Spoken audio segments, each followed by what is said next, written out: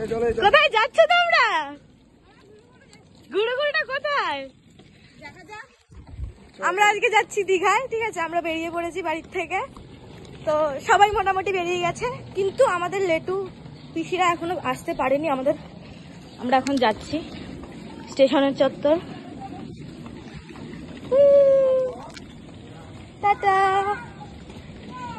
দীঘায় গিয়ে এক একটা ব্লগ তোমরা দেখবে আর আমি তোমাদের সাথে শেয়ার করব।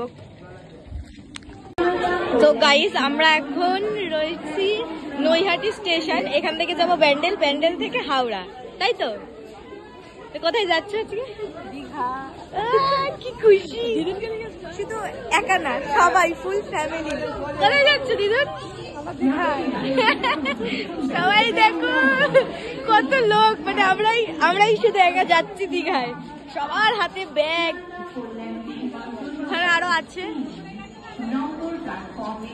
আমরা নৈহাটিকে বাই বাই করে এখন ব্যান্ডেলের দিকে যাচ্ছি। সবার মানে এসে পরের থেকে শুরু হয়ে গেছে, সবার মুখ চালানো শুরু হয়ে গেছে।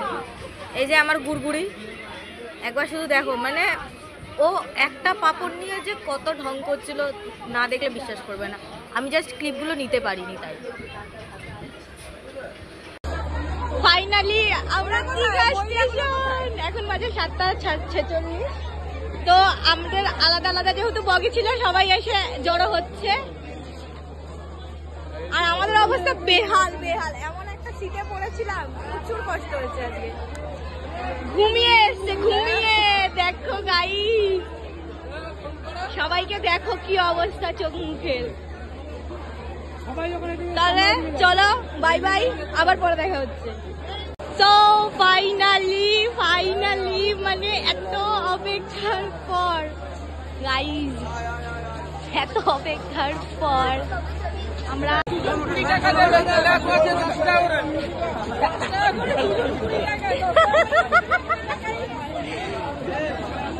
এখানে বলছে 10 টাকা করে মানে হয় এক একজনের, ওখানে বলছে 2 জন 20 টাকা দেবে।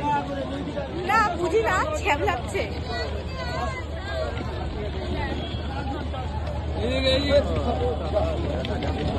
চলো দেখা যাক।